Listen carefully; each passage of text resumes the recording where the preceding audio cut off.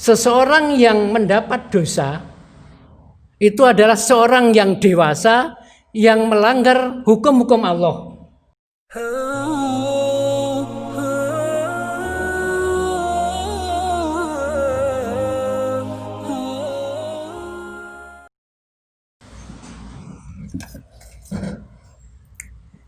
Bismillahirrahmanirrahim. Innal hamdalillah nahmaduhu wa nasta'inuhu wa nastaghfiruh wa na'udzu billahi min syururi anfusina wa min sayyiati a'malina. May yahdihillahu fala mudhillalah wa may yudlil fala hadiyalah. Asyhadu an la ilaha illallah wahdahu la syarikalah wa asyhadu anna Muhammadan abduhu wa rasuluh. Allahumma sholli wa sallim ala wa barik ala sayyidina Muhammad wa ala alihi wa ashabi ajmain. Amma ba'du, faya ikhwani rahimakumullah, usikum wa nafsi bittaqwallah faqad fayal muttaqun. Wa qala ta'ala fi kitabil karim, a'udzu billahi minasy syaithanir rajim. Bismillahirrahmanirrahim. Ya ayyuhalladzina amanu taqullaha haqqa tuqatih wa la tamutunna illa wa antum muslimun. Ya ayyuhan nasu taqu rabbakumul ladzi khalaqakum min nafsin wahidah wa khalaqa minha zawjaha wa batha minhuma rijalan katsiran wa nisaa. Wattaqullaha alladzi tasaaluna bihi wal arham innallaha kana 'alaikum raqiba. Ya ayyuhalladzina amanu taqullaha wa qulu qawlan sadida yuslih lakum a'malakum wa yaghfir lakum dzunubakum wa may yuti'illaha wa rasulahu faqad fawzan 'azima. Wa qala Rasulullah sallallahu alaihi wasallam, ittaqillaha haitsuma kunta wa atbi sayyi'atal hasanata tamhuha wa khaliqin nasa bihulukin hasanin. Shadaqallahul azim wa shadaqa rasulul karim. Hadirin jamaah Jumat Masjid Al-Muslimun rahimani wa rahimakumullah. Mengawali khutbah saya pada siang hari ini, marilah kita bersama-sama menundukkan kepala sejenak, menyatukan jiwa dan raga kita masing-masing ke hadirat Allahu Rabbi wa Rabbukum, di mana pada siang hari ini kita dapat melangkahkan kaki kita, bahkan dapat menggerakkan seluruh anggota badan kita menuju tempat yang sangat mulia ini, Masjid Al-Muslimun, masjid yang menjadi kebanggaan kita semua. Mudah-mudahan langkah kita dari rumah sampai ke tempat tujuan ini mendapat ridho daripada Allahu Subhanahu wa ta'ala. Hadirin sidang Jumat Masjid Al-Muslimun rahimani wa rahimakumullah. Kebetulan pada hari ini saya ditakdirkan menjadi khatib di atas mimbar ini. Saya mengajak diri saya sendiri dan juga mengajak saudara-saudara jamaah yang hadir. Marilah kita senantiasa meningkatkan kualitas iman dan takwa kita kepada Allah. Meningkatkan kualitas iman dan takwa dalam arti yang sebenar-benarnya, yaitu berusaha dengan sekuat tenaga untuk melaksanakan perintah-perintah Allah dan menjauhi semua larangan-larangan Allah. Insya Allah dengan memiliki iman dan takwa kita akan meraih kebahagiaan, baik kebahagiaan di dunia maupun kebahagiaan di akhirat. Amin ya rabbal alamin. Hadirin jamaah Jumat Al-Muslimun rahimani wa rahimakumullah. Dalam kesempatan siang ini, perkenankanlah kami menyampaikan topik bagaimana cara kita mempertahankan kesucian kita di hadapan Allah atau di hadapan Al-Khaliq. ajaran Islam terhadap manusia tidaklah sama dengan agama-agama yang lain.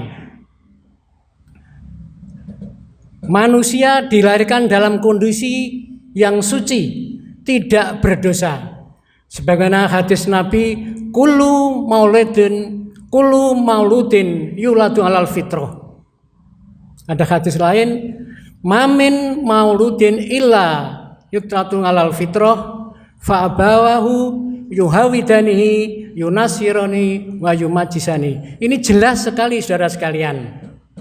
Bagaimana dengan yang namanya yaitu dosa waris. Dosa yang sudah digembar-gemborkan oleh salah satu agama di luar Islam. Anak yang baru lahir ini sudah memikul dosa kakak dan neneknya Nabi Adam alaihissalam. Ini kan nonsen, mustahil sekali. Coba bayangkan, kita baru lahir kita sudah memikul dosa. Padahal Allah mengatakan, wallahu akhrajakum min butuni ummahatikum la ta'lamuna syai'an. Allah mengeluarkan manusia ini dari perut ibunya tidak mengetahui apa-apa. Bahkan dosa waris itu mengatakan, dengan dosa waris mewarisi kesalahan Adam dan Hawa, surga ini akan tertutup. Malapetaka, kejadian di mana-mana termasuk kematian ini ada di dunia ini. Naudzubillahi min dzalik. Islam tidak sependapat dengan dosa waris. Bahkan Islam menentang dengan dosa waris.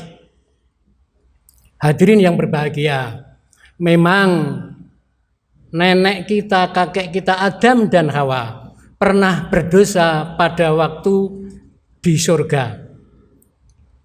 Diabadikan dalam surat Al-Baqarah ayat 35.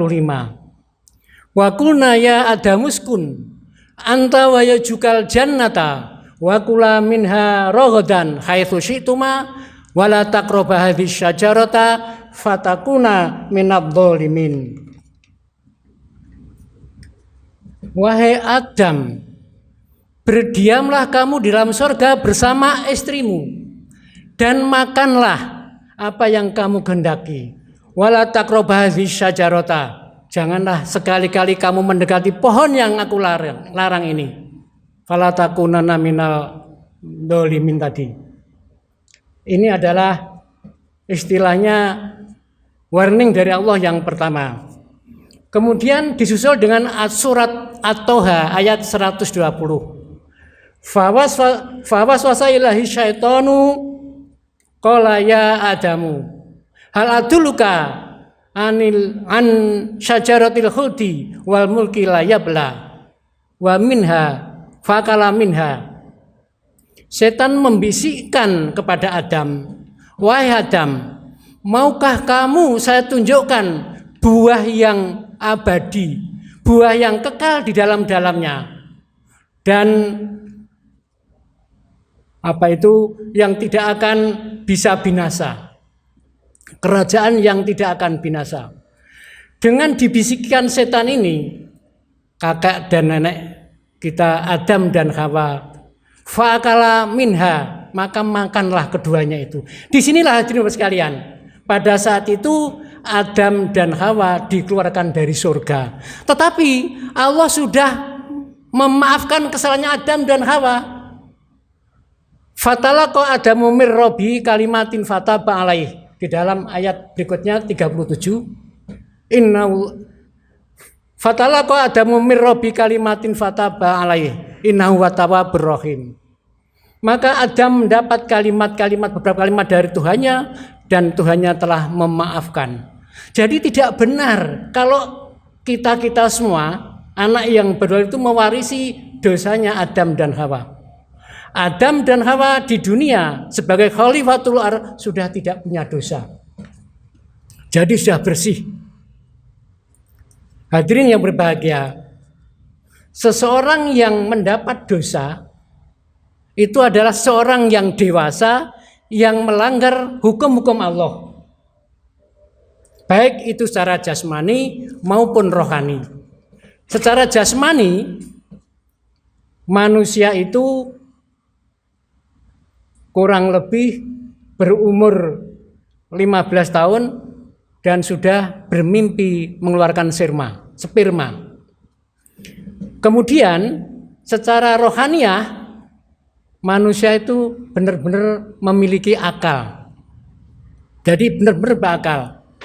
Oleh karena itu, anak-anak yang akalnya belum sempurna sampai dia dewasa, kemudian orang yang tidur akalnya tidak berfungsi sampai dia bangun, kemudian orang yang gila sampai dia sembuh, ini lepas daripada hukum.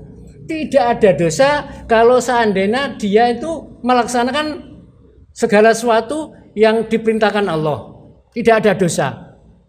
Jadi anak kita tuh tidak ada dosa kalau tidak sholat sebelum dewasa. Yang berdosa siapa? Ayah ibunya.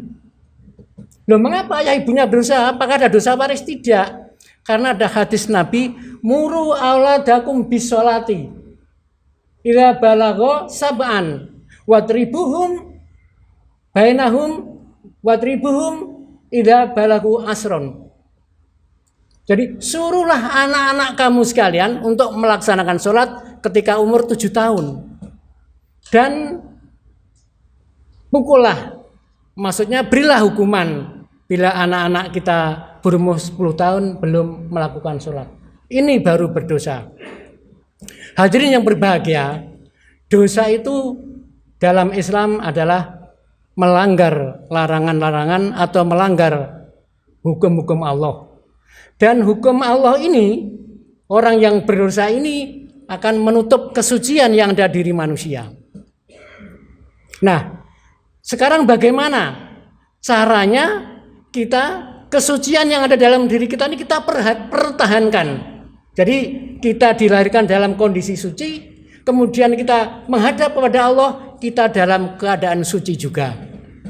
Hadirin yang berbahagia, memang di dalam perjalanan kalau teori sih mudah, tapi memang sulit untuk mempertahankan kesucian yang kita miliki. Mengapa demikian? Yang pertama, satu, kelemahan manusia itu sendiri.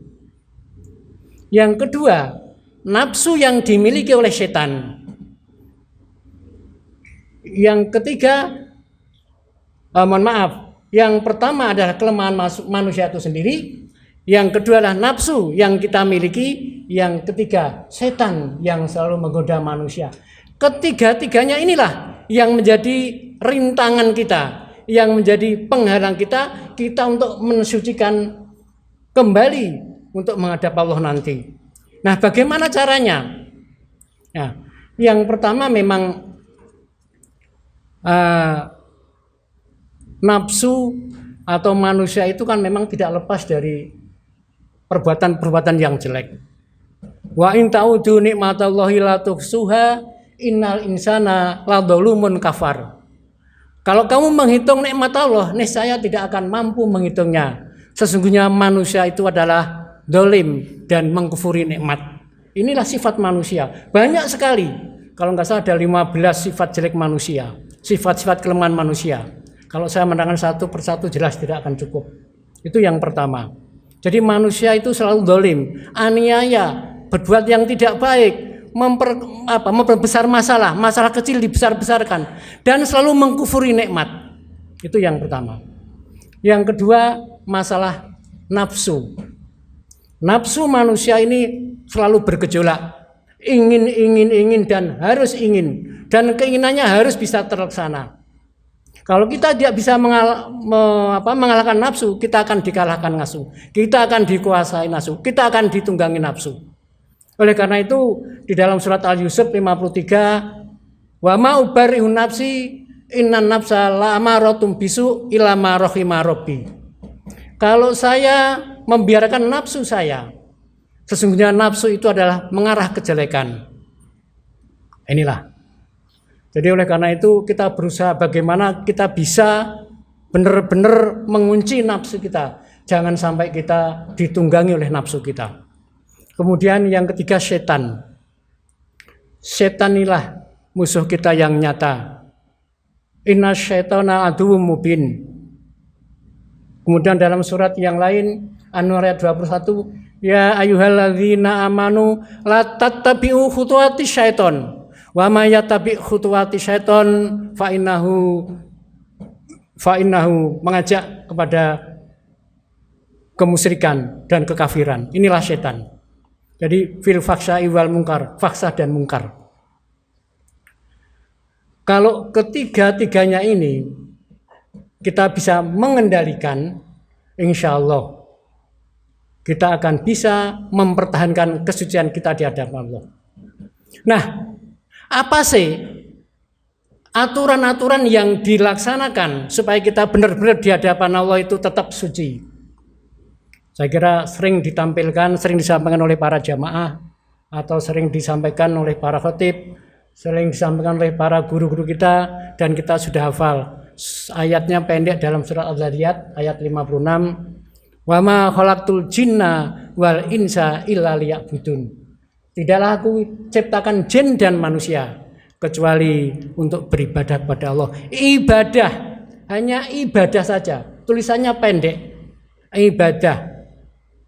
Tempo hari pernah saya sampaikan pada waktu kuliah subuh, secara etimologi ibadahlah abdun, abada yubidu abdan wa abidun radaka mabdun, gitu adalah budak. Budak, di mana budak itu semuanya adalah milik tuannya, hidup dan matinya milik tuannya. Kita juga demikian, hamba Allah, segala sesuatu itu milik Allah, mati hidup kita ada semua milik Allah. Itu kalau dari segi etimologi. Kalau terminologi adalah ibadahlah segala sesuatu yang dicintai dan diridhoi oleh Allah, baik dengan ucapan maupun perbuatan, yang nampak maupun yang tidak nampak. Jadi sekecil apapun ibadah itu akan mendapat pahala, hadirin. Ya, inilah kalau kita benar-benar sami'na wa ata'na, beribadah dan beribadah, kita akan menghadap Allah, akan menjadi manusia-manusia yang suci. Sebab Allah memang memerintahkan manusia di dunia itu hendaklah supaya suci, dan kembali nanti kepada saya harus supaya suci kembali.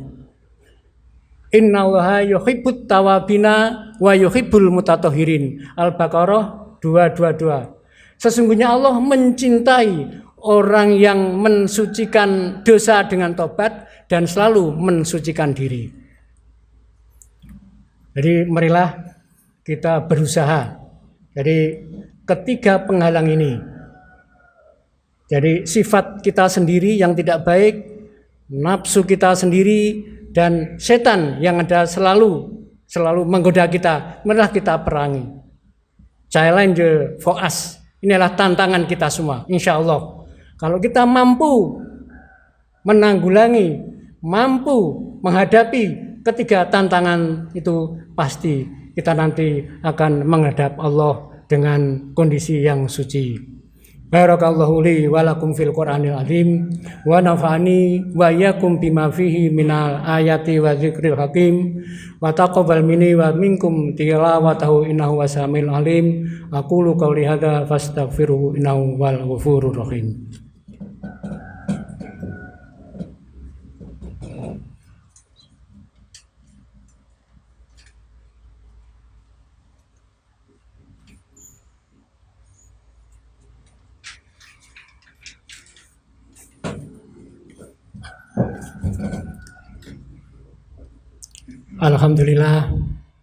Alhamdulillahilladzi hadana li hadza wa ma kunna linahtadiya laula an hadanallah.